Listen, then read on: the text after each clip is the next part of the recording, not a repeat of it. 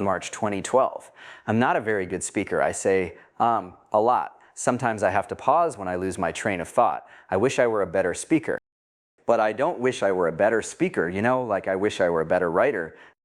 What I really want is to have good ideas, and that's a much bigger part of being a good writer than being a good speaker. Having good ideas is most of writing well. If you know what you're talking about, you can say it in the plainest words and you'll be perceived as having a good style. With speaking, it's the opposite. Having good ideas is an alarmingly small component of being a good speaker.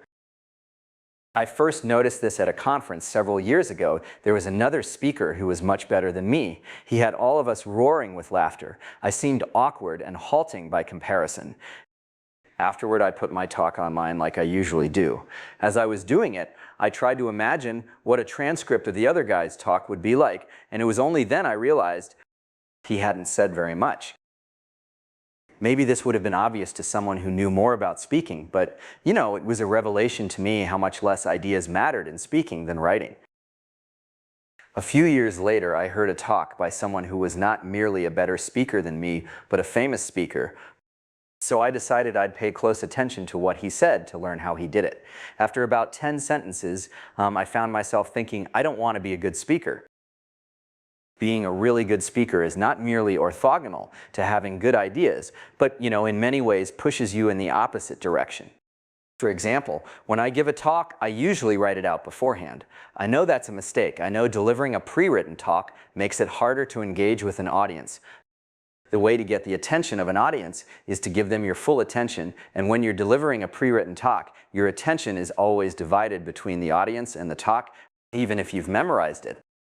If you want to engage an audience, it's better to start with, no more than an outline of what you want to say and ad-lib the individual sentences. But if you do that, you might spend no more time thinking about each sentence than it takes to say it. Occasionally, the stimulation of talking to a live audience makes you think of new things, but in general, this is not going to generate ideas, as well as writing does, where you can spend as long on each sentence as you want.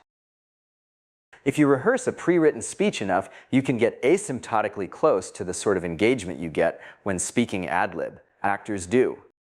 But here again, there's a trade-off between smoothness and ideas. All the time you spend practicing a talk, you could spend making it better.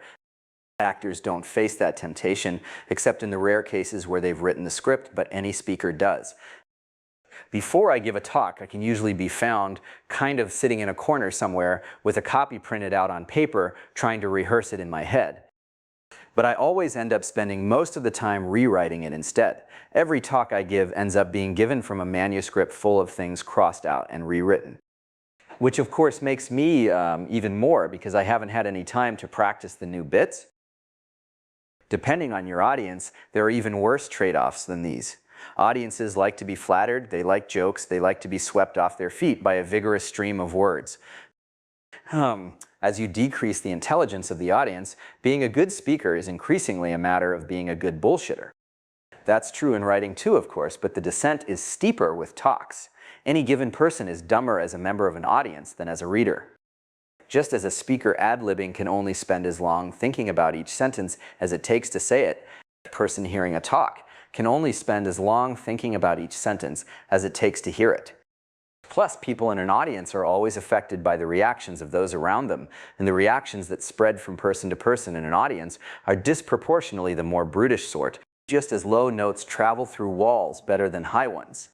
Every audience is an incipient mob, and a good speaker uses that. Part of the reason I laughed so much at the talk by the good speaker at that conference was that everyone else did. So are talks useless? They're certainly inferior to the written word as a source of ideas, but that's not all talks are good for. When I go to a talk, it's usually because I'm interested in the speaker. Listening to a talk is the closest most of us can get to having a conversation with someone like the president who doesn't have time to meet individually with all the people who want to meet him. Talks are also good at motivating me to do things. It's probably no coincidence that so many famous speakers are described as motivational speakers. That may be what public speaking is really for. It's probably what it was originally for. The emotional reactions you can elicit with a talk can be a powerful force. I wish I could say that this force was more often used for good than ill, but I'm not sure. A footnote. I'm not talking here about academic talks, which are a different type of thing. While the audience at an academic talk might appreciate a joke, they will, or at least should, make a conscious effort to see what new ideas you're presenting. Another footnote, that's the lower bound.